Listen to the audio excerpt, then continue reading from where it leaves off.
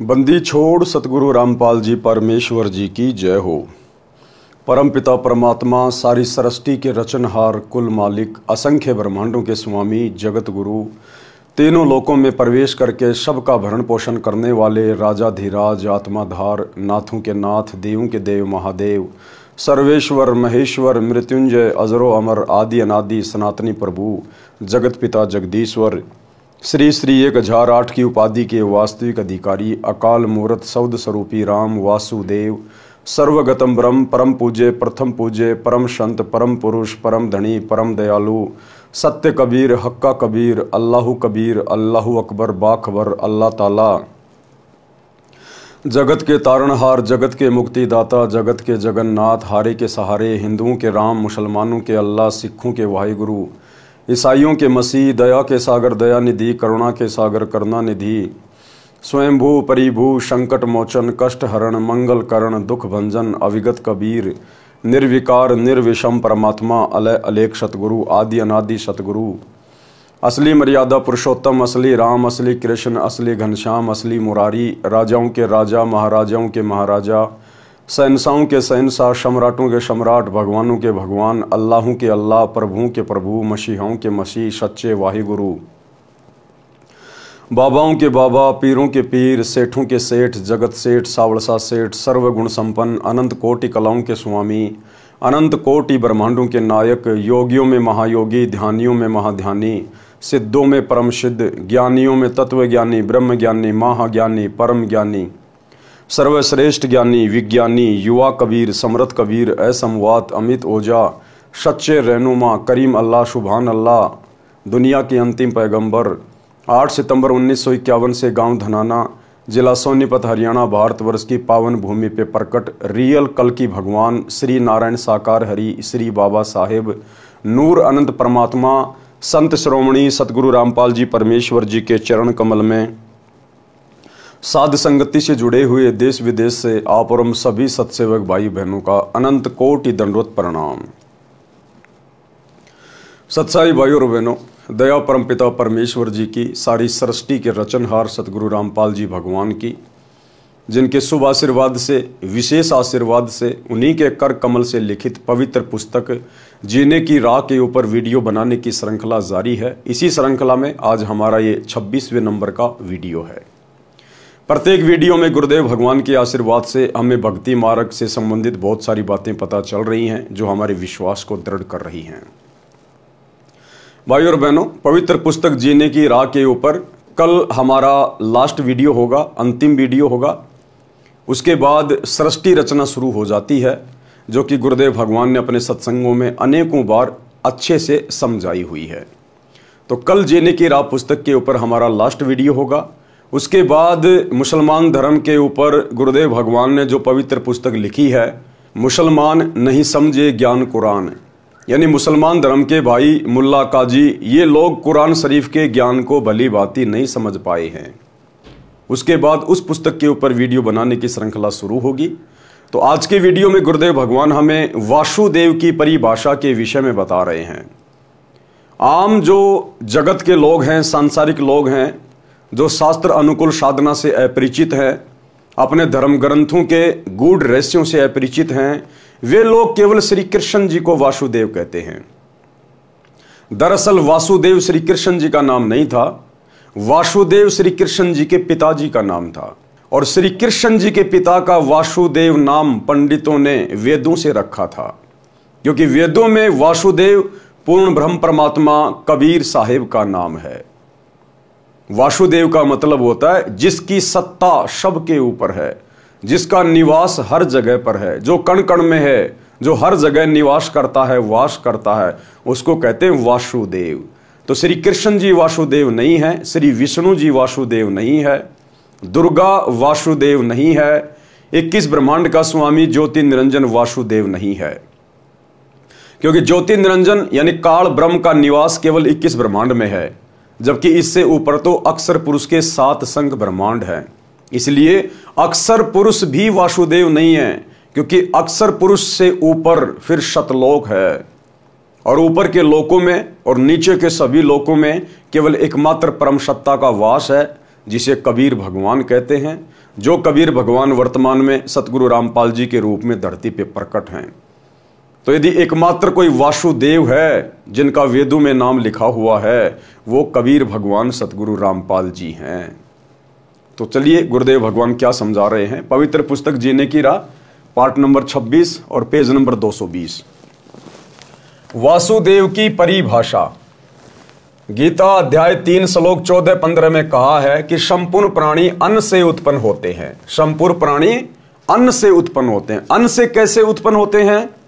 गुरुदेव भगवान ने बताया कि अन्न के खाने से शरीर में वीर्य पैदा होता है और वीर्य से फिर मनुष्य की उत्पत्ति होती है, स्त्री या पुरुष के रूप में। तो इस प्रकार अन्न से सभी की उत्पत्ति होती है। गीता अध्याय 3 श्लोक 14-15 में कहा है कि संपूर्ण प्राणी अन्न से उत्पन्न होते हैं। अधिक जानकारी पृष्ठ 215-216 पर है, वहां से पढ़े। यहां पर केवल इस विषय को लेते हैं। फिर कहा है कि ब्रह्म अर्थात क्षर पुरुष की उत्पत्ति अविनाशी परमात्मा से हुई है। ब्रह्म कौन? ये 21 ब्रह्मांड का स्वामी, दुर्गा का पति, ब्रह्मा विष्णु महेश का पिता। ब्रह्म यानी काल, ज्योति निरंजन, इसकी उत्पत्ति किससे हुई है? अविनाशी परमात्मा से। कौन अविनाशी परमात्मा? वही वासुदेव कबीर भगवान जो सबका उत्पत्ति करता है, जिसके विषय में गीता अध्याय 15 श्लोक 17 में कहा है। इससे सिद्ध है कि सर्वगतम ब्रह्म यानी सर्वव्यापी परम अक्षर ब्रह्म अर्थात वासुदेव सदा ही यज्ञों में प्रतिष्ठित है। विचार करें, सर्वगतम ब्रह्म का अर्थ है सर्वव्यापी परम अक्षर परमात्मा। गीता अध्याय 3 श्लोक 15 के अनुसार श्री ब्रह्मा जी, श्री विष्णु जी तथा श्री शिव जी तीनों देवता केवल एक ब्रह्मांड में बने तीनों लोकों स्वर्गलोक, पृथ्वीलोक, पाताल लोक में केवल एक एक विभाग अर्थात गुण के प्रधान हैं। ये सर्वगतम ब्रह्म अर्थात सर्वव्यापी परमात्मा वासुदेव नहीं है। यानी काल ने तपस्या करके पूर्ण ब्रह्म परमात्मा कबीर देव भगवान से 21 ब्रह्मांड लिए हुए हैं और 21 ब्रह्मांड के एक ब्रह्मांड में काल ने जो सृष्टि रची हुई है, उस एक ब्रह्मांड में केवल 3 लोकों के प्रधान हैं ये ब्रह्मा विष्णु महेश, वो भी एक एक विभाग के। यानी श्री ब्रह्मा जी को काल ने सृष्टि रचना का कार्यभार सौंप रखा है। सृष्टि रचना यानी जीवों की उत्पत्ति करना अपने रजोगुण के प्रभाव से।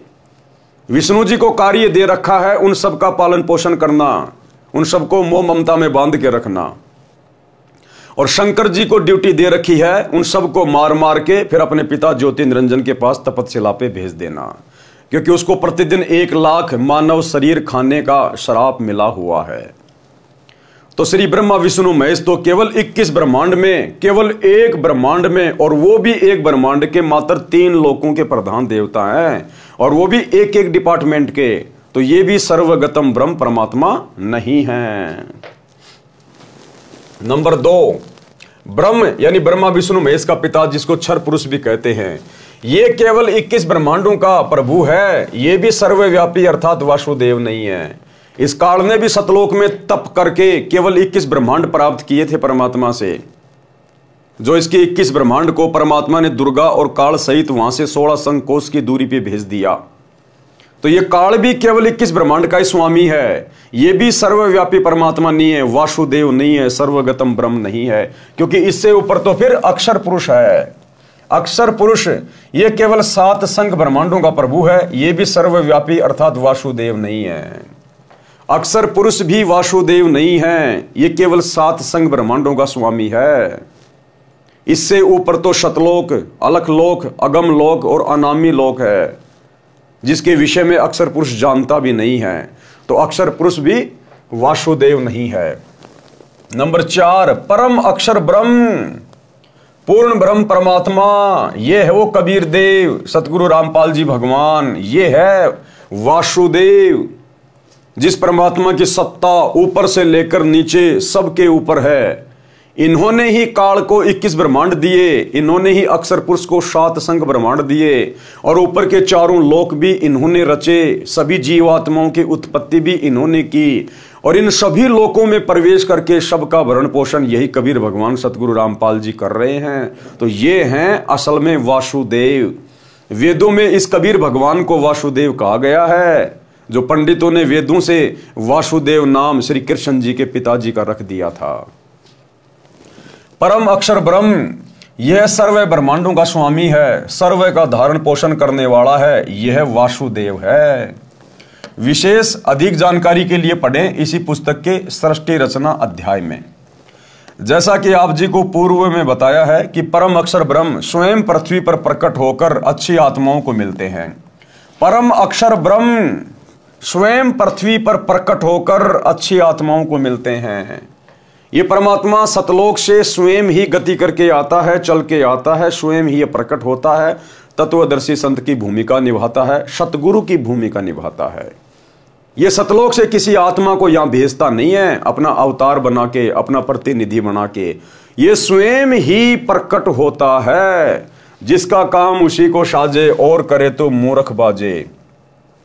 21 ब्रह्मांड में काल के अधीन जितने भी आत्माएं हैं उनका मोक्ष केवल ये कबीर भगवान स्वयं ही आके करवाता है, किसी आत्मा के वश की बात नहीं है। इसीलिए तो कहा गया है कि परम अक्षर ब्रह्म स्वयं पृथ्वी पर प्रकट होकर अच्छी आत्माओं को मिलते हैं, उनको तत्व ज्ञान बताते हैं। इसी विधान अनुसार वही परमात्मा संत गरीबदास जी को, कौन परमात्मा? वही कबीर परमात्मा, परम अक्षर ब्रह्म वासुदेव कबीर देव, अपने विधान अनुसार वही परमात्मा संत गरीबदास जी को गांव छुडानी, जिला झज्जर, प्रांत हरियाणा में सन 1727 में मिले थे।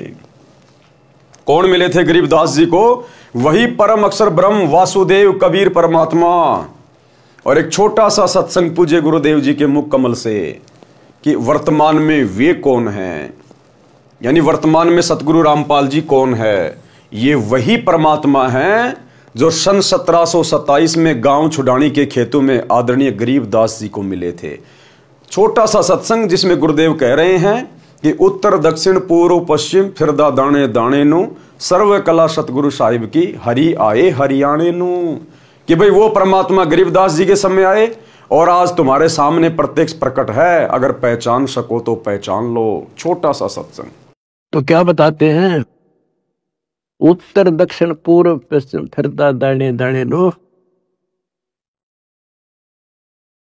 और सर्व कला सतगुरु साहिब की हरि आए हरियाणे।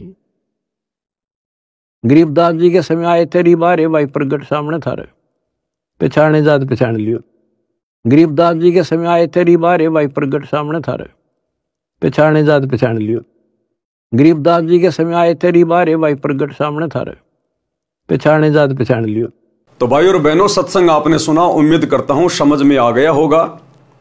गरीबदास जी को कौन मिले थे? गरीबदास जी के समय कौन आए थे? कबीर परमात्मा जिंदा बाबा के रूप में।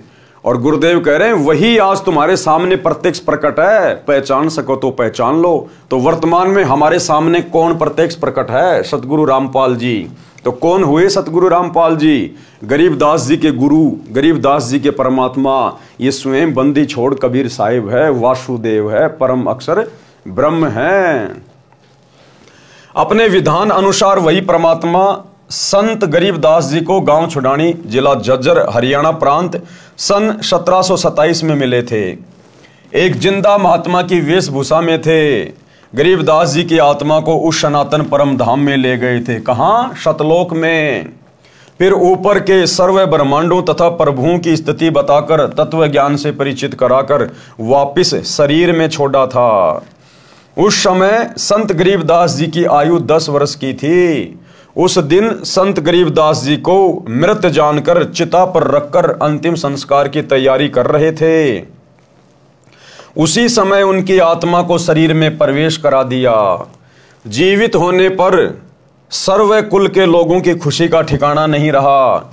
उसके पश्चात संत गरीबदास जी ने एक अनमोल ग्रंथ की रचना की। उसमें आंखों देखा तथा स्वयं परमात्मा द्वारा बताए ज्ञान को बताया, जो एक गोपाल दास नामक दादूपंथी साधु ने लिखा था, जो वर्तमान में प्रिंट करा रखा है।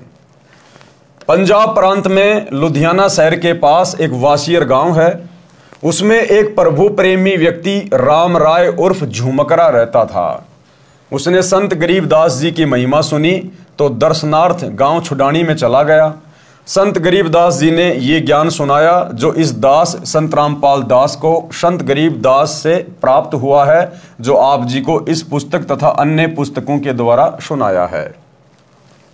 उस राम राय ने प्रश्न किया कि हे महात्मा जी, यानी गरीबदास जी से उस राम राय उर्फ झुमकरा जी ने सवाल किया कि हे महात्मा जी, यह ज्ञान तो आज तक किसी ने बताया नहीं। संत गरीबदास जी ने वाणी के द्वारा बताया, कोट्यों मध्य कोई नहीं रे झुमकरा, अरबों में कोई गरक सुनो रे झुमकरा।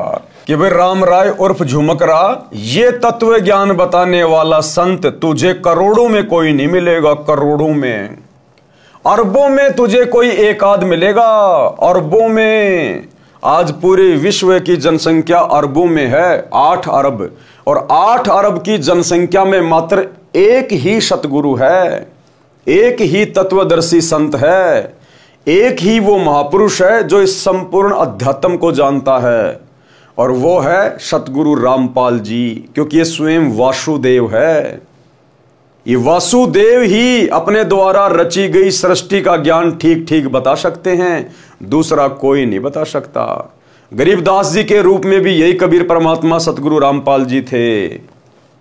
तो कहते हैं कोट्यों मध्य कोई नहीं रे झुमकरा, यानी करोड़ों में तो तुझे कोई इस ज्ञान को बताने वाला ढूंढने से भी नहीं मिलेगा, और अरबों में कोई एक गरक, गरक यानी बिल्कुल कंप्लीट ज्ञान से लबालब, अरबों में कोई गरक सुनो रे झुमकरा। तो वर्तमान में इस पूरी पृथ्वी पर एकमात्र यदि कोई तत्वदर्शी संत है तो केवल सतगुरु रामपाल जी हैं, एकमात्र। कोट्यों मध्य कोई नहीं रे झुमकरा, अरबों में कोई गरक सुनो रे झुमकरा। अनुवाद व भावार्थ। संत गरीबदास जी ने बताया कि यह ज्ञान करोड़ों में किसी के पास नहीं मिलेगा, अरबों में किसी एक के पास मिलेगा। वह संत सर्व ज्ञान संपन्न, संपूर्ण साधना के मंत्रों से गरक अर्थात परिपूर्ण होता है। प्रिय पाठको, वह संत वर्तमान में बरवाला जिला हिसार वाला है। ज्ञान समझो और लाभ उठाओ। बरवाला जिला हिसार वाला कौन? सतगुरु रामपाल जी। प्रश्न किया है, प्राचीन काल से चली आ रही भक्ति की साधना को आप गलत कैसे कह रहे हो? जैसे तप सर्व ऋषिजन किया करते थे, हम सर्व हिंदू समाज में देख रहे हैं। सब हरे कृष्णा हरे राम राधे राधे श्याम मिला दे, ओम नमः शिवाय, ओम नमो भगवते वासुदेवाय नमः, जय सिया राम राधे श्याम, ओम तत्सत में से कोई एक मंत्र का जाप करते आ रहे हैं, वर्तमान में भी कर रहे हैं। श्री रामचंद्र जी, श्री कृष्ण जी को हम पूर्ण परमात्मा मानते हैं, इसलिए इनके नाम जपते हैं। आप इन नाम जाप मंत्रों को व्यर्थ जाप बताते हैं, स्पष्टीकरण दीजिए।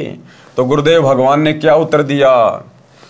प्राचीन काल में यदि ये साधना होती और ये मंत्र होते तो श्रीमद् भगवत गीता अध्याय 4 श्लोक 1 व 2 में गीता ज्ञान दाता ये नहीं कहते कि ये योग अर्थात जो भक्ति विधि में गीता ज्ञान में बता रहा हूं ये अब लुप्त प्राय हो गया है, नष्ट हो गया है।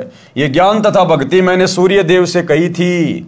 अब बहुत सारे लोगों को शंका हो जाती है, जो लोग धर्मशास्त्रों से परिचित नहीं है, जो लोग विज्ञान को ज्यादा महत्व देते हैं, वो लोग जब ये सुनते हैं, गीता जी में इस अध्याय को पढ़ते हैं कि गीता जी में कहा गया है कि अर्जुन ये ज्ञान मैंने सबसे पहले सूर्य को दिया था, तो लोग सोच बैठते हैं कि ये सूर्य जो आग का गोला जो चमकता है, इसको भला कैसे ज्ञान दिया गया?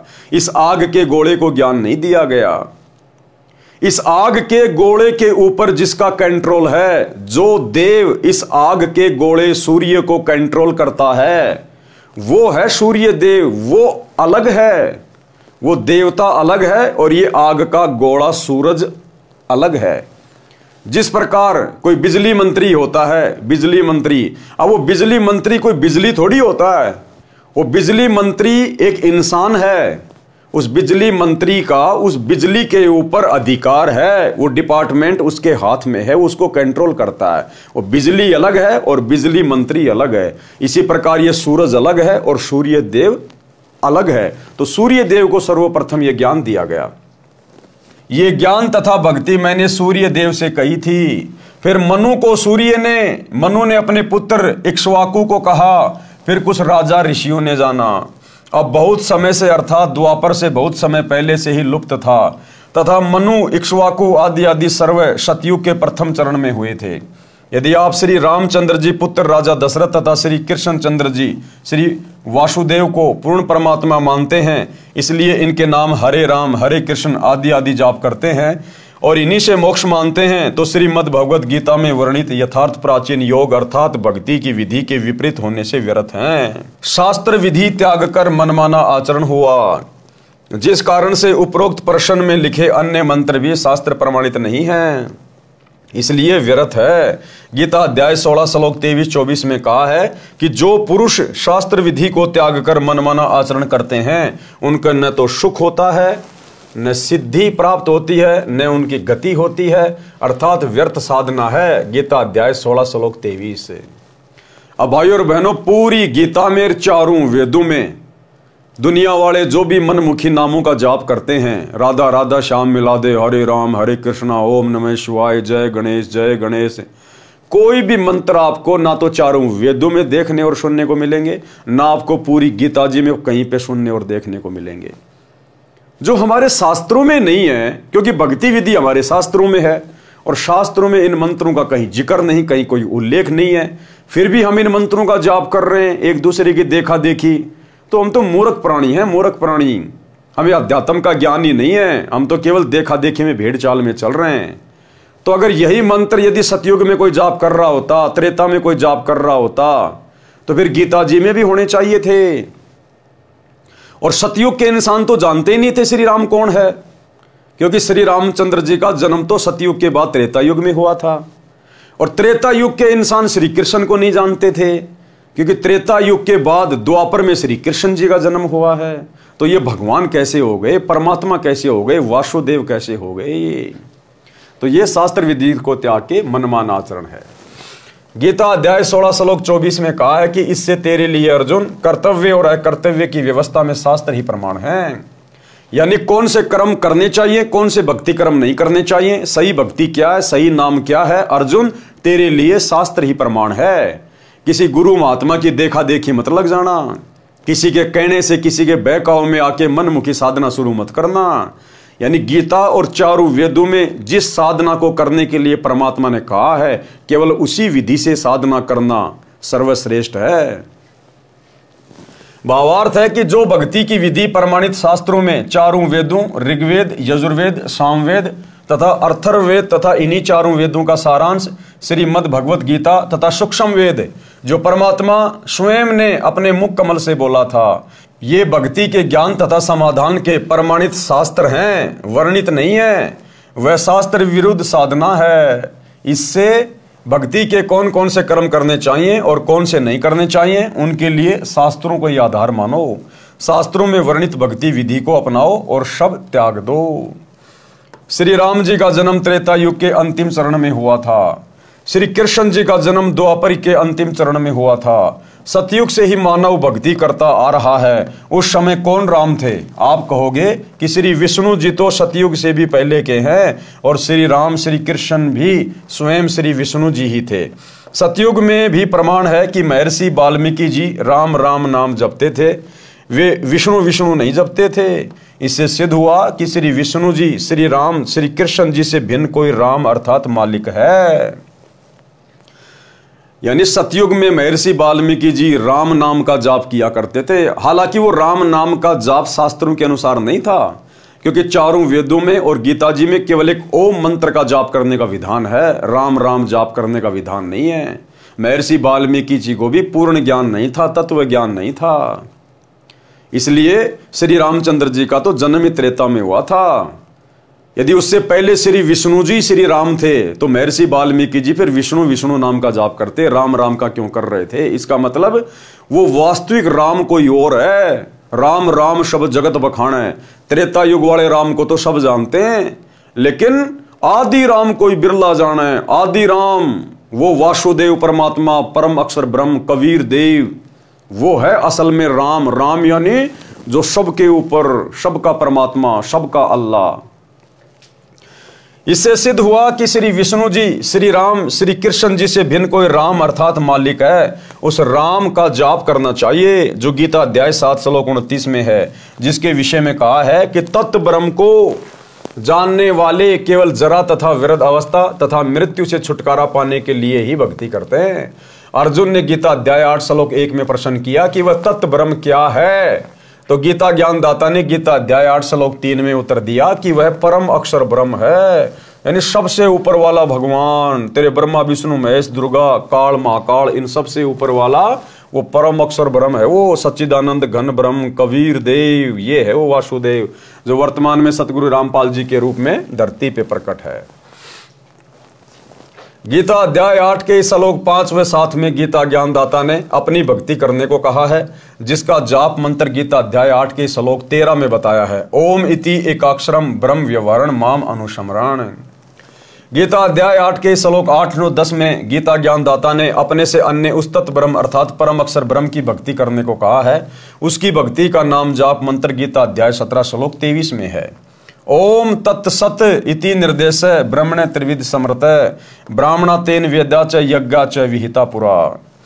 सरलार्थ ब्रह्मण यानी सच्चिदानंद घन ब्रह्म अर्थात परम अक्षर ब्रह्म की भक्ति का ओम तत्सत मंत्र के सुमरण का निर्देश यानी आदेश है, जो 3 प्रकार से सुमरण के लिए कहा है। विद्वान अर्थात तत्वदर्शी संत उस ज्ञान के आधार से भक्ति करते थे और धार्मिक यज्ञों का अनुष्ठान और अन्य भक्ति कर्म सृष्टि की आदि अर्थात सृष्टि के प्रारंभ में किए जाते थे। श्रीमद् भगवद गीता से सिद्ध हुआ कि गीता ज्ञानदाता से अन्य कोई पूर्ण परमात्मा है, जो श्री विष्णु जी, श्री ब्रह्मा जी तथा श्री शिव जी से भी भिन्न है, जिसके विषय में गीता अध्याय 15 श्लोक 1, 4 व 17 में तथा गीता अध्याय 18 श्लोक 62 में तथा और अनेकों स्थानों पर गीता में कहा गया है, वह पूर्ण परमात्मा है। गीता अध्याय 15 श्लोक 16 में 2 पुरुष बताए हैं, यानी 2 भगवान बताए गए हैं, और दोनों नाशवान बताए हैं, यानी दोनों की जन्म और मृत्यु होती है। किसकी? क्षर पुरुष यानी ब्रह्म की और अक्षर पुरुष की। उनके अंतर्गत जितने प्राणी हैं वे भी नाशवान हैं। क्षर पुरुष ये केवल 21 ब्रह्मांडों का प्रभु है और अक्षर पुरुष ये 7 संग ब्रह्मांड का प्रभु है। ये दोनों ही पूर्ण परमात्मा नहीं है। गीता अध्याय 15 श्लोक 16। गीता अध्याय 15 श्लोक 17 में गीता ज्ञानदाता ने कहा कि उत्तम पुरुष तू अन्य, अर्थात इन दोनों से उत्तम पुरुषोत्तम तो कोई और ही है, परमात्मा तो कोई और ही है। कि उत्तम पुरुष तू अन्य अर्थात पुरुषोत्तम तो कोई ऊपर वर्णित दोनों पुरुषों यानी दोनों भगवानों क्षर पुरुष तथा अक्षर पुरुष से अलग है, जिसको परमात्मा इति उदारते यानी परमात्मा कहा गया है। ये लोकत्रयम जो तीनों लोकों में आविश्य विभर्ति यानी प्रवेश करके धारण पोषण करता है, अवय ईश्वर है यानी अविनाशी परमेश्वर है। गीता अध्याय 15 श्लोक 17 का निष्कर्ष है ये कि क्षर पुरुष और अक्षर पुरुष से अलग कोई और पुरुषोत्तम है और परमात्मा है, जो तीनों लोकों में प्रवेश करके सबका भरण पोषण करता है। वास्तव में वो परमात्मा है। पूर्ण परमात्मा परम अक्षर ब्रह्म है, सिद्ध हुआ। उसकी भक्ति का मंत्र ओम तत्सत है, ये भी सिद्ध हुआ। ओम तत्सत जो तीनों मंत्र हैं, ये उपरोक्त तीनों प्रभुओं यानी ओम मंत्र तो क्षर पुरुष का अर्थात काल का है, जो गीता का ज्ञान दे रहा है, और तत् ये सांकेतिक है, जो इसी पुस्तक में पूर्व में विवरण है, वहां पढ़ें। ये तत् नाम जाप अक्षर पुरुष का है, और सत जो तीसरा मंत्र है, ये भी सांकेतिक है। अधिक विस्तार पूर्व में दिए प्रकरण में इसी पुस्तक में पढ़ें। ये सत मंत्र परम अक्षर ब्रह्म का है, जिसको सार नाम कहते हैं, लेकिन ये सांकेतिक है, कोड वर्ड में है। ये केवल सतगुरु रामपाल जी बताएंगे कि वास्तव में वो मंत्र क्या है। श्रीमद् भगवद गीता में ये पूर्ण मोक्ष प्राप्ति के सांकेतिक मंत्र हैं, जो आज तक यानी सन 2012 तक किसी ने नहीं स्पष्ट किए। आप जी जो हरिओम तत्सत जाप करते हैं वह भी व्यर्थ है, क्योंकि आप जी को तत् तथा सत के वास्तविक मंत्रों का ज्ञान नहीं है। यानी ये तत्व क्या है और सत क्या है, ये कोड वर्ड में है, यानी वास्तविक मंत्र क्या है वो किसी को पता नहीं है, एकमात्र सतगुरु रामपाल जी के अलावा। उदाहरण, एक धनी व्यक्ति ने अपने धन को अपने घर में गड्ढा खोद कर दबा दिया। उस स्थान का केवल धनी व्यक्ति को ही पता था। उस धनी व्यक्ति ने एक बही में सांकेतिक स्थान लिख दिया। धनी व्यक्ति की मृत्यु अचानक हो गई। पिता का संस्कार करके पुत्रों ने वह पैड उठाई जिसमें पिताजी कहता था कि इस बही में धन कहाँ है, ये लिखा है, जिसे पिताजी किसी को नहीं दिखाते थे। धनी व्यक्ति के मकान के आगे आंगन था। उस आंगन के एक कोने में मंदिर बना था। बही में लिखा था कि चांदनी 14 रात्रि 2 बजे सारा धन मंदिर के गुंबज में दबा रखा है। लड़कों ने मंदिर का गुंबज रात्रि के 2 बजे फोड़कर धन खोजा, कुछ नहीं मिला। बच्चों को बड़ा दुख हुआ। एक दिन उनके पिता का मित्र दूसरे गांव से शोक व्यक्त करने आया। बच्चों ने यथास्थान पर धन न मिलने की चिंता जताई। उस धनी के मित्र ने वह बही मंगाई और व्याख्या पढ़ी तो कहा कि मंदिर के गुंबज का पुनः निर्माण कराओ। वैसा ही कराना, मैं फिर किसी दिन आऊंगा, तब धन वाला स्थान बताऊंगा। वह व्यक्ति चांदनी 14 को आया। रात्रि के 2 बजे जिस स्थान पर मंदिर के गुंबज की चांद की रोशनी से छाया थी, उस स्थान पर खुदाई कराई। सारा धन बही में लिखा था वह मिल गया। बच्चे खुश तथा धनी हुए। आप जी जो हरिओम तत्सत का जाप कर रहे हो, आप मंदिर का गुंबज खोद रहे हो, कुछ भी हाथ नहीं आएगा। यथास्थान वास्तविक मंत्र मेरे यानी संत रामपाल दास के पास है, उनको ग्रहण करके भक्ति धनी तथा सुखी हो। परमात्मा कहते हैं वस्तु कहां खोजे कहां और किस विध लागे हाथ, और भाई एक पलक में पाइए बेदी ले ले साथ। तो ये ओम तत् सत क्या है, इनके पीछे छुपे हुए वो वास्तविक मंत्र क्या हैं, इनका भेद वर्तमान में केवल सतगुरु रामपाल जी के पास है, क्योंकि ये वासुदेव है, इन्होंने इन मंत्रों का आविष्कार किया है। प्रश्न किया है, राधा जी गांव बरसाना उत्तर प्रदेश नजदीक वृंदावन की रहने वाली थी। वहां के व्यक्ति राधे राधे नाम जपते हैं। सुबह सुबह या कभी कभी आपस में मिलते हैं तो वे राम राम नहीं बुलाते, वे कहते हैं चाचा राधे राधे। चाचा कहता कि बेटा राधे राधे, क्या वे मूर्ख हैं? उत्तर दिया गुरुदेव ने, तत्व ज्ञान के अभाव से लोकवेद को सत्य ज्ञान मानकर यह शास्त्र विरुद्ध मंत्रों का जाप चल रहा है। यानी ये गीता जी में कहीं नहीं लिखा राधा राधा राधे राधे श्याम मिला दे, ये मनमाना आचरण है, लोकवेद है, भेड़ चाल है। वैसे तो आप जी को पहले स्पष्ट कर ही दिया है कि गीता अध्याय 16 श्लोक 23-24 में कहा है कि जो शास्त्र विधि को त्याग कर मनमाना आचरण करते हैं, अर्थात जो नाम जाप शास्त्रों में नहीं है उनका जाप करते हैं, उनको न सुख होता है, न सिद्धि प्राप्त होती है, न उनकी गति होती है, अर्थात व्यर्थ जाप साधना है। इससे तेरे लिए अर्जुन कर्तव्य और अकर्तव्य की व्यवस्था में शास्त्र ही प्रमाण है, ये पहले बता चुका हूं। अब बात है कि चाचा भतीजा राधे राधे शब्द क्यों उच्चारण करते हैं। आप जानते हैं कि राधा जी कौन थी? राधा भगवान श्री कृष्ण जी की प्रेमिका थी। उस समय बरसाना गांव के व्यक्ति राधा जी को कुल्टा, बदचलन, निर्लज आदि आदि विशेषणों से संबोधित करते थे। कहते थे ये दूसरे गांव के नंद बाबा के लड़के से छिप छिप कर मिलने जाती है, इसे अपने घर पर भी न आने देना, बेटियों पर गलत प्रभाव पड़ेगा। श्रीमान जी, अब उसी बरसाना के व्यक्ति राधा जी के लिए स्वयं स्त्री पुरुष युवतियां कहते हैं कि राधे राधे श्याम मिला दे। जैसा कि आप जी ने पूर्व के प्रश्न में बताया था कि हम ये नाम भी जाप करते हैं, अब न राधा जी है और न श्री कृष्ण जी, अब बड़बड़ा रहे हैं सनीपात के जवर के रोगी की तरह, राधे राधे श्याम मिला दे। यही स्थिति अन्य मंत्रों की है जो आपने पूर्व प्रश्न में कहे हैं, उनकी जानो, वे भी शास्त्र प्रमाणित न होने से व्यर्थ हैं। और जिस समय राधा थी श्री कृष्ण जी भी यही था, और वो बेचारी राधा श्री कृष्ण जी से मिल भी नहीं पाती थी, छुप छुपा के मिलती थी बड़ी मुश्किल से लोगों से नजरें बचा के। और जब वो राधा श्री कृष्ण से मिलने जाती थी, लोगों को पता चलता था तो बरसाने के लोग उसको बदचलन लड़की कहते थे, बदचलन। अपने घर पर भी नहीं आने देते उसको कि हमारे बच्चे और बिगाड़ेगी। तो वो राधा बेचारी खुद नहीं मिल पाती थी श्री कृष्ण जी से, और अब तुम कहते हो राधे राधे श्याम मिला दे, तुम्हें कहां से मिला देगी? बेचारी खुद तो छुप छुप के मिला करती थी।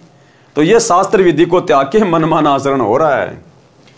अब आपके इस प्रश्न का उत्तर बताता हूं कि चाचा भी कहता है राधे राधे, भतीजा भी कहता है राधे राधे। आपको भी पता है कि राधा जी श्री कृष्ण जी की प्रेमिका थी। आपको यह भी पता है कि जब रुक्मणी जी को श्री कृष्ण जी भगाकर रथ में बैठा कर लाने लगा तो रुक्मणी जी का भाई अपनी बहन को छुड़ाने के लिए घोड़े पर सवार होकर पीछे दौड़ा था। श्री कृष्ण जी ने पहले तो उसे पीटा था, फिर रथ के पीछे बांधकर घसीटा था। रुक्मणी जी भी श्री कृष्ण जी की प्रेमिका थी, उनके बीच में रुक्मणी का भाई आया था, उसकी क्या दशा की थी। श्री कृष्ण जी ने रुक्मणी की प्रार्थना पर रुक्मणी के भाई की जान बख्शी थी। यदि आज भगवान कृष्ण वर्तमान में होते तथा राधा भी होती और बरसाना वाले चाचा भतीजा आपस में ये शब्द बोलते कि राधे राधे, तो क्या श्री कृष्ण जी पसंद करते? कभी नहीं। चाचा भतीजा दोनों को रथ से बांधकर घसीटते। यदि आप किसी की प्रेमिका का नाम लेकर बड़बड़ाओगे तो प्रेमी के ऊपर कैसी गुजरेगी? यदि ताकतवर होगा तो मुंह फोड़ देगा, कमजोर होगा तो रोएगा, उसकी जान को कोसेगा। क्या वह प्रसन्न होगा? नहीं। इसलिए ये नाम जो शास्त्र प्रमाणित नहीं है, इनका जाप व्यर्थ है। शास्त्र प्रमाणित नाम मेरे पास है। किसके? सतगुरु रामपाल जी के पास, वासुदेव के पास। आओ और अपना कल्याण कराओ। फिर किसी ने प्रश्न किया, आपने प्रसन्न यानी पूर्ण गुरु की क्या पहचान है? इसके उत्तर में एक स्थान पर लिखा है कि प्रमाणित हुआ कि ओम नाम का जाप शास्त्र प्रमाणित है। काल ब्रह्म की पूजा करनी चाहिए या नहीं? इसके उत्तर में बहुत सारे ऋषियों की पूजा को शास्त्र विधि त्याग कर मनमाना आचरण कही है, जो ओम नाम का जाप करते थे। उत्तर दिया गुरुदेव ने, वे ऋषि जी ओम नाम के जाप के साथ हट करके घोर तप भी करते थे, जिस कारण से उनकी साधना को शास्त्र विरुद्ध कहा है। ओम नाम का जाप शास्त्र प्रमाणित तो है, परंतु मोक्षदायक नहीं है, क्योंकि ओम नाम केवल इस ब्रह्म का है, काल का है, जो गीता अध्याय 8 श्लोक नंबर 13 में है। ओम इति एक अक्षरम ब्रह्म व्यवरण माम अनुस्मरण ये परियाति तजन देहम सयाति प्रमाम गतम। और ओम नाम की साधना करके आप केवल उसके ब्रह्म लोक में जा सकते हैं, और ब्रह्म लोक में जाने के बाद भी जीव वापस आता भक्ति नष्ट करके। गीता अध्याय 8 श्लोक नंबर 16 में लिखा हुआ है। और ब्रह्म लोक से नीचे आके फिर वो नरक भोगता है, 84 लाख योनियों में गधा कुत्ता शुअर बनता है। इसलिए ओम नाम की साधना भी मोक्षदायक नहीं है। परंतु मोक्षदायक नहीं है, जिससे अनुत्तम गति प्राप्त होती है। अनुत्तम गति यानी घटिया गति, मोक्ष प्राप्त नहीं होगा।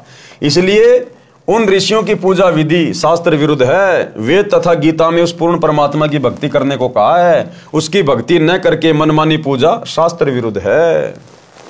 प्रश्न किया फिर, महर्षि वाल्मीकि जी तो सतयुग में हुए थे, वे भी राम राम जपते थे, क्या ये मंत्र भी शास्त्र प्रमाणित नहीं है? जी बिल्कुल नहीं है। कैसे नहीं है? उत्तर, पूर्व में बताया है कि गीता अध्याय 4 श्लोक 1 व 2 में गीता ज्ञान दाता ने बताया है कि ये ज्ञान मैंने सूर्य को सुनाया था, उसने अपने पुत्र मनु जी को सुनाया, फिर कुछ एक राज ऋषियों को प्राप्त हुआ। सतयुग के प्रारंभ में ही ये सब सूर्य, मनु व राज ऋषि हुए, उनके बाद ये ज्ञान नष्ट हो गया था।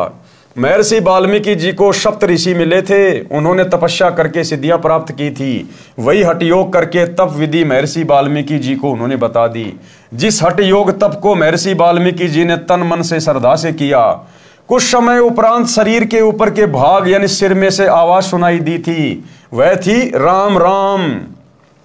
उसी शब्द का उच्चारण महर्षि वाल्मीकि जी तपस्या के दौरान करने लगे, यानी मनमाना आचरण करने लगे। काल ने वो आकाशवाणी कर दी राम राम, क्योंकि उसने तो भक्ति का ड्रामा बना के रखना है, सबको अपने भोजन के लिए शास्त्र विरुद्ध साधना पे लगा के रखना है। सुनने वाले को ऐसा लगता है जैसे ये मरा मरा बोल रहे हैं, वास्तव में राम राम का ही उच्चारण किया करते थे। उनको तपस्या का परिणाम मिला, उनमें सिद्धियां प्रवेश हो गई, उनकी दिव्य दृष्टि खुल गई, जिस कारण से उन्होंने श्री रामचंद्र जी के जन्म से हजारों वर्ष पूर्व ही रामायण अर्थात श्री रामचंद्र जी के जन्म की जीवनी सर्व घटनाएं लिख दी थी। ग्रंथ का नाम है वाल्मीकि रामायण, जो संस्कृत भाषा में लिखी गई थी। राम राम के जाप से कोई आध्यात्मिक लाभ नहीं होता, परंतु परमात्मा का बोधक शब्द होने से, उच्चारण करने से परमात्मा की भूल नहीं पड़ती। इसलिए राम नाम के उच्चारण का प्रचलन हिंदू धर्म में प्राचीन समय से है। जैसे स्वामी रामानंद जी राम राम शब्द से संबोधित करते थे, उनके शिष्य भी एक दूसरे को राम राम से संबोधित करते थे, परंतु जाप ओम मंत्र का किया करते थे। इसी प्रकार हम कबीर पंथी सत साहेब बुलाते हैं, हमारा जाप मंत्र अन्य है। उसी भक्ति से भगवान तक जाया जा सकता है। सूक्ष्म वेद में कहा है, सतगुरु मिले तो इच्छा मेटे, पद मिल पद समाना, चल हंसा उस लोक पठाऊं जो अजर अमर अस्ताना। चार मुक्ति जहां चंपी करती माया हो रही दासी, दास गरीब अभय पद पर से वो मिले राम अविनाशी। अब भक्ति किस भगवान की करनी चाहिए, किस प्रभु की करनी चाहिए? गीता जी के अनुसार, यानी गीता जी क्या कह रही है कि भक्ति किस प्रभु की करनी चाहिए? इसलिए सूक्ष्म वेद में कहा है, भजन करो उस रब का जो दाता है कुल सबका, कि उस प्रभु का, उस भगवान का, उस रब का, उस मालिक का भजन करो जो सबका रब है, सबका भगवान है, सबका परमात्मा है, जो वासुदेव है, उस परम अक्षर ब्रह्म का, कबीर देव का, जो वर्तमान में सतगुरु रामपाल जी के रूप में धरती पे प्रकट हैं। श्रीमद् भगवद गीता अध्याय 15 श्लोक 1 से 4 तथा 16-17 में कहा है कि यह संसार ऐसा है जैसे पीपल का पेड़ है। जो संत इस संसार रूपी पीपल के पेड़ की मूल यानी जड़ों से लेकर तीनों गुणों रूपी शाखाओं तक सभी भाग भिन्न भिन्न बता देता है, स वेदवित, वह वेद के तात्पर्य को जानने वाला है, अर्थात वह तत्वदर्शी संत है। यानी सृष्टि की रचना कैसे हुई, काल के 21 ब्रह्मांड कैसे आए, कहां से आए, ब्रह्मा विष्णु महेश की उत्पत्ति कैसे हुई, ब्रह्मा विष्णु महेश की भक्ति मार्ग में क्या स्थिति है, कितनी इनकी पावर है, कहां तक के ये भगवान है, अक्षर पुरुष कौन है, उसके साथ संग ब्रह्मांड कहां से आए, कैसे आए, और ऊपर के चारों अजर अमर लोक क्या हैं, जो इस संपूर्ण सृष्टि रचना को बता दे, इस भक्ति रूपी पेड़ की संरचना को बता दे, वो है वासुदेव, वो है वो प्रभु जिसकी भक्ति करनी चाहिए। अपने द्वारा रची सृष्टि का ज्ञान तथा वास्तविक अध्यात्म ज्ञान परमात्मा स्वयं पृथ्वी पर प्रकट होकर अपने मुख कमल से सुनाता है। अपने द्वारा रची गई सृष्टि का ज्ञान परमात्मा स्वयं पृथ्वी पर प्रकट होकर, यानी आज सतगुरु रामपाल जी ये कबीर भगवान 8 सितंबर 1951 से गांव धनाना, जिला सोनीपत, हरियाणा में प्रकट हैं। और ये सृष्टि रचना का ज्ञान, ये संसार रूपी पीपल के पेड़ की संरचना जो गीता जी में लिखी हुई है अध्याय 15 श्लोक 1 से 4 में, केवल सतगुरु रामपाल जी परमेश्वर जी ने बताई है, सतयुग से लेकर वर्तमान समय तक पूरी व्याख्या करके। आज से पहले किसी ने यह भेद नहीं खोला। ये है वो मूल ज्ञान, तो ये है वो परमात्मा जो स्वयं प्रकट होकर अपने मुख कमल से वाणी बोलकर ये ज्ञान प्रचारित करता है। एक छोटा सा सत्संग पूज्य गुरुदेव जी के मुख कमल से कि अपने द्वारा रची गई सृष्टि का सही सही ज्ञान वो परमात्मा स्वयं ही सतलोक से चलकर आके देता है। सुनिए, तो इससे सिद्ध है कि ना वेद कंप्लीट ज्ञान रखते हैं उस परमात्मा के पाने का, उसके लिए ऑप्शन छोड़ दिया कि उसको तो तत्वदर्शी संत ही बताएंगे। तो परमेश्वर कबीर देव जी 600 वर्ष पहले कहा करते थे, वेद मेरा भेद है, मैं मिलूं वेदन से नाही, और जौन वेद से मैं मिलूं ये वेद जानते नहीं। ये चारों वेद मेरी महिमा गाते हैं, लेकिन इन वेदों में मेरे पाने का विधान नहीं, संविधान नहीं, कोई ज्ञान नहीं, मंत्र नहीं। और जौन वेद से, जिस विधान ज्ञान से, जिस मंत्र से मेरी प्राप्ति हो, इन वेदों में वर्णित नहीं है, वेद नहीं जानते। और वेद तो खुद कह रहे हैं कि वो तो तत्वदर्शी संत बताएंगे। वो तत्वदर्शी संत की भूमिका करने भी स्वयं ही परमेश्वर आए थे। ना जीव तत्वदर्शी नहीं हो सकता, अध्यात्म ज्ञान से जीव परिचित नहीं हो सकता भगवान की रची सृष्टि को।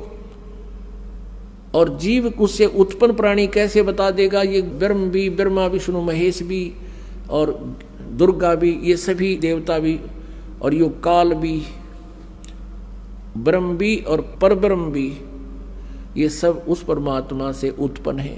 तो परमात्मा के द्वारा उत्पन्न की गई सृष्टि को उसके बालक नहीं बता सकते, संतान नहीं बता सकती, तो पिता ही बतावे। तो भाई और बहनों, सतगुरु रामपाल जी किसी के अवतार नहीं है, किसी के दास नहीं है, कोई संदेशवाहक नहीं है। ये स्वयं ही कबीर देव है, वासुदेव है, परम अक्षर ब्रह्म है। अपने द्वारा रची सृष्टि का ज्ञान तथा वास्तविक अध्यात्म ज्ञान परमात्मा स्वयं पृथ्वी पर प्रकट होकर अपने मुख कमल से सुनाता है। प्रमाण के लिए पढ़े निम्न वेद मंत्र। इन मंत्रों की फोटोकॉपी कृपया देखें पुस्तक गीता तेरा ज्ञान अमृत में, जिनका अनुवाद आर्य समाज के प्रवर्तक महर्षि दयानंद तथा उसके अनुयायियों ने किया है।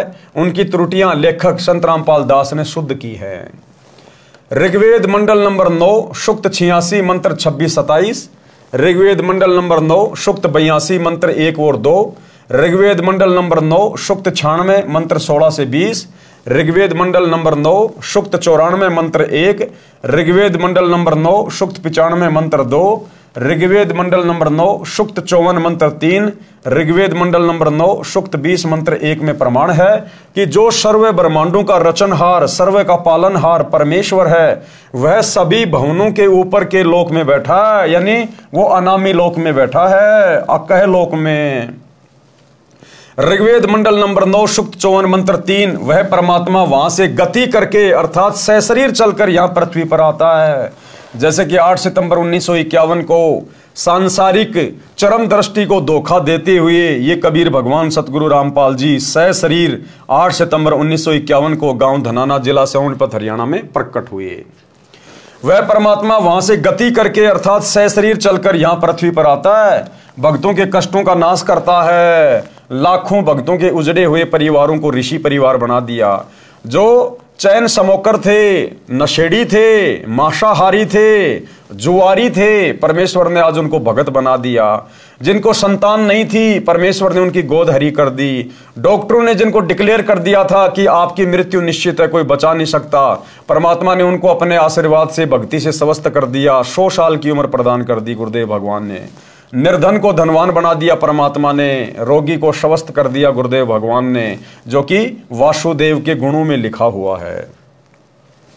भक्तों के संकटों का नाश करता है, उसका नाम कबीर देव अर्थात कबीर परमेश्वर है। यहां पर अच्छी आत्माओं को मिलता है, उनको तत्व ज्ञान अपने मुख कमल से बोलकर बताता है। तो आज वो तत्व ज्ञान गुरुदेव अपने मुख कमल से बोल के सुना रहे हैं। अन्यथा इनके अलावा पृथ्वी पर दूसरा कोई संत नहीं है जो तत्व ज्ञान की छींट भी जानता हो।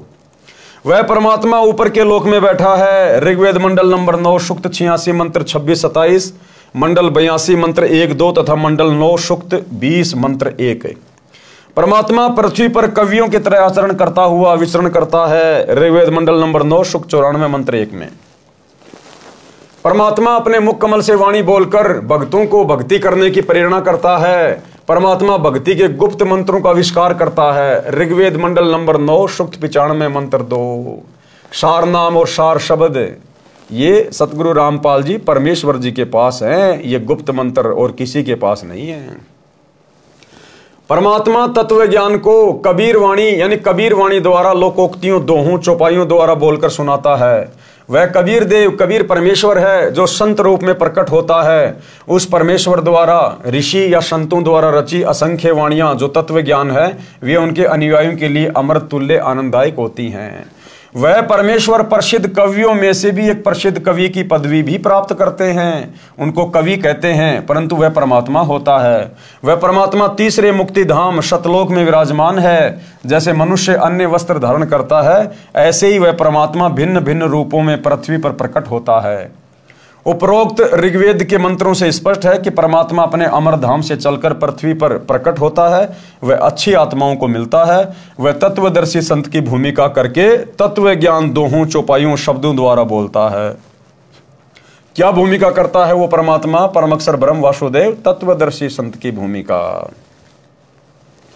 उस परमेश्वर ने सन 1398 से 1518 तक 120 वर्ष पृथ्वी पर भारतवर्ष की पावन धरती पर काशी शहर में जुलाहे यानी धानक के रूप में रहकर तत्व ज्ञान बताया था।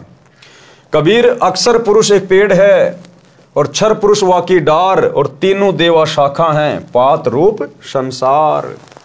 विशेष कबीर वाणी पुस्तक में एक वाणी ऐसे भी लिखी है, कबीर अक्षर पुरुष वृक्ष का तना है, क्षर पुरुष है डार, तीनों देव शाखा बहे, पात जानो संसार।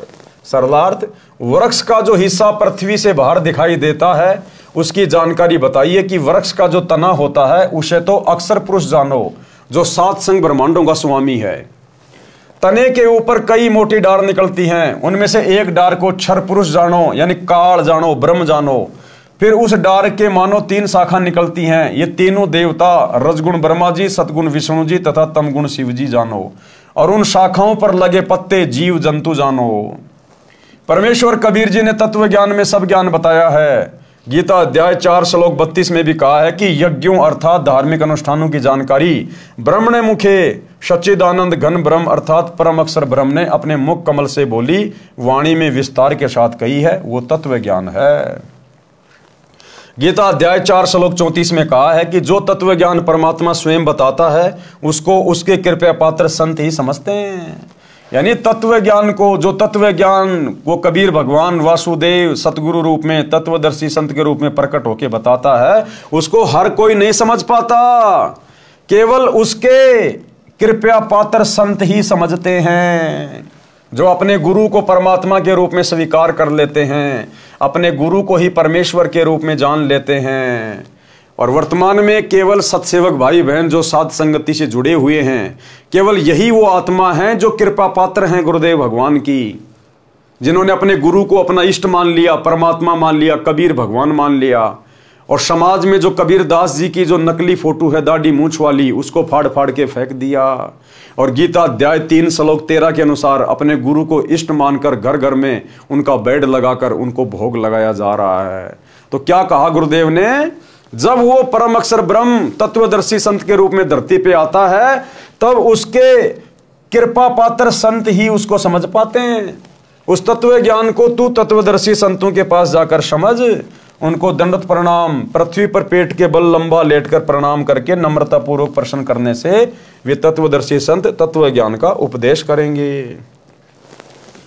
परमेश्वर ने यह तत्व ज्ञान स्वयं पृथ्वी पर प्रकट होकर बताया था। गीता अध्याय 15 श्लोक 1 में तत्वदर्शी संत की पहचान बताई है कि जो संत संसार रूपी वृक्ष को मूल यानी जड़ से लेकर सर्व अंगों को जानता है, वो तत्वदर्शी संत है।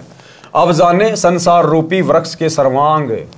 मूल यानी जड़, ये परम अक्षर ब्रह्म है, ये कबीर देव है, ये वासुदेव है। यानी पेड़ की जो जड़ होती है वो जमीन के अंदर होती है, वो दिखाई नहीं देती, वो परोक्ष होती है, गुप्त होती है, छुपी हुई होती है, लेकिन वो साकार है।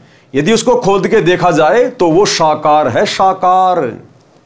इसलिए पेड़ का जो मूल है वो उसकी जड़ होती है, जड़ से ही पूरे पेड़ को पोषण मिलता है, तने को भी, डारियों को भी, आगे शाखाओं को भी।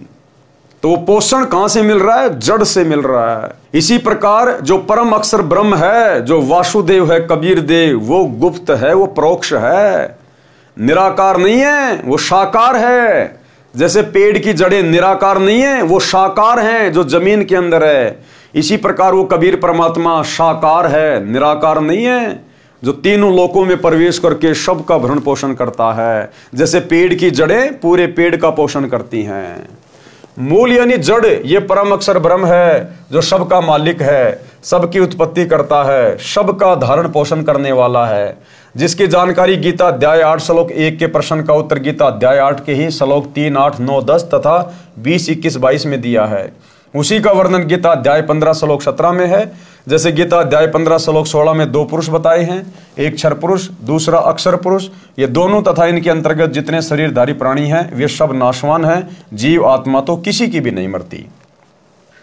गीता अध्याय 15 के श्लोक 17 में कहा है कि उत्तम पुरुष है, अर्थात पुरुषोत्तम तो अन्य ही है, जिसे परमात्मा इति उदाहरतः परमात्मा कहा जाता है। ये लोकत्रयम जो तीनों लोकों में अविश्य विवर्ती प्रवेश करके सबका धारण पोषण करता है, अवय ईश्वर, वो अविनाशी परमेश्वर है। ये परम अक्षर ब्रह्म संसार रूपी वृक्ष की मूल यानी जड़ रूप परमेश्वर है। ये वह परमात्मा है जिसके विषय में संत गरीबदास जी ने कहा है, भजन करो उस रब का जो दाता है कुल सबका। तो ये है वो दाता, वो रब, पूरे कुल का मालिक। भजन करो उस रब का जो दाता है कुल सबका। ये 21 ब्रह्मांड के स्वामी क्षर पुरुष का भी दाता है, 7 संग ब्रह्मांड के स्वामी अक्षर पुरुष का भी दाता है। यह असंख्य ब्रह्मांडों का मालिक है। यह क्षर पुरुष तथा अक्षर पुरुष का भी मालिक तथा उत्पत्ति करता है। अक्षर पुरुष ये संसार रूपी वृक्ष का तना जाने, ये 7 संग ब्रह्मांडों का मालिक है, ये भी नाशवान है। तीसरा क्षर पुरुष ये गीता ज्ञान दाता है, इसको क्षर ब्रह्म भी कहते हैं। इसे संसार वृक्ष की डार जानो, ये केवल 21 ब्रह्मांडों का मालिक है, ये भी नाशवान है। नंबर 4 पर तीनों देवता, रजगुण ब्रह्मा, सतगुण विष्णु, तमगुण शिव, संसार रूपी वृक्ष की 3 शाखाएं यानी टहनियां हैं। ये एक ब्रह्मांड में बने 3 लोकों, पृथ्वी लोक, पाताल लोक तथा स्वर्ग लोक में एक एक विभाग के मंत्री हैं यानी मालिक हैं। जैसे रजगुण विभाग के श्री ब्रह्मा जी मालिक हैं, जिसके प्रभाव से सभी प्राणी संतान उत्पत्ति करते हैं। सतगुण विभाग के श्री विष्णु जी मालिक हैं, जिसके एक दूसरे में ममता बनी रहती है, कर्मा अनुसार सर्व का किया फल देते हैं। तमोगुण विभाग के श्री शंकर जी मालिक हैं, जिसके कारण सर्व का अंत होता है, और पात रूप में संसार के प्राणी जानो, ये है संसार रूपी वृक्ष के सर्व भागों की भिन्न भिन्न जानकारी। ये ज्ञान स्वयं परमेश्वर कबीर जी ने अपने मुख कमल से बोला था। वह कबीर वाणी, कबीर बीजक, कबीर शब्दावली तथा कबीर सागर में श्री धनी धर्मदास बांधवगढ़ वाले द्वारा लिखा गया था। उस परमेश्वर ने जो बताया ही था, यह वर्तमान में इस दास रामपाल दास ने समझा है। ये कृपया परमेश्वर कबीर जी की ही है कि संपूर्ण अध्यात्म ज्ञान मुझे प्राप्त है। गीता अध्याय 15 श्लोक 1 के अनुसार तत्वदर्शी संत की पहचान से भी यह सिद्ध हुआ कि यह दास रामपाल दास वो तत्वदर्शी संत है। तो भाइयों और बहनों, मौका चूको मत, जितना जल्दी हो सके सतगुरु रामपाल जी परमेश्वर जी के सत्संग सुनना शुरू कर दो और भक्ति शुरू कर दो। आने वाला समय बहुत ज्यादा विनाशकारी है। अगर आप शास्त्र विधि को त्याग के मनमुखी मंत्रों का जाप करते रहोगे, हरे राम हरे कृष्णा राधे राधे श्याम मिला दे, ओम नमः भागवते वासुदेवाय नमः, कुछ भी जपते रहो, कुछ भी ढोलक पेटी बजाते रहो, इन नकली साधु संत महात्मा आचार्य शंकराचार्य की शरण में पड़े रहो, कुंभ नहाते रहो, गंगा हरिद्वार गया बरसाना बद्रीनाथ केदारनाथ नीलकंठ कहीं भी चक्री मारते रहो, गोवर्धन की फेरी लगाते रहो, कुछ नहीं हासिल होगा। अंत में दुर्गति होगी, दुर्गति। क्योंकि आप सभी लोग मनमानी साधना कर रहे हो, मनमानी पूजा। पूरा का पूरा हिंदू समाज मनमानी पूजा के ऊपर टिका हुआ है, मनमानी साधना के ऊपर। एक बार सतगुरु रामपाल जी के सत्संग सुनना शुरू करो, सृष्टि रचना को सुनो, पढ़ो, समझो और सत भक्ति को अपनाओ। ये मनुष्य जन्म केवल सत भक्ति के लिए मिला है, केवल सत भक्ति के लिए।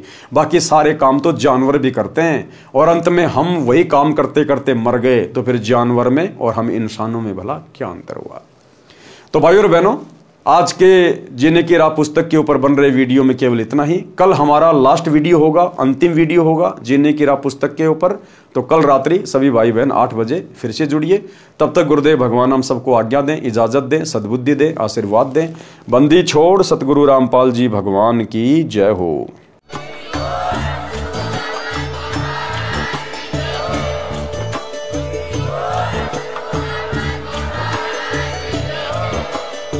भाई जो गुरु बचन पे डट गे, कट गे फंद 84 के, कट गे फंद 84 के, कट गे फंद 84 के। भाई जो गुरु बचन पे डट गे, कट गे फंद 84 के।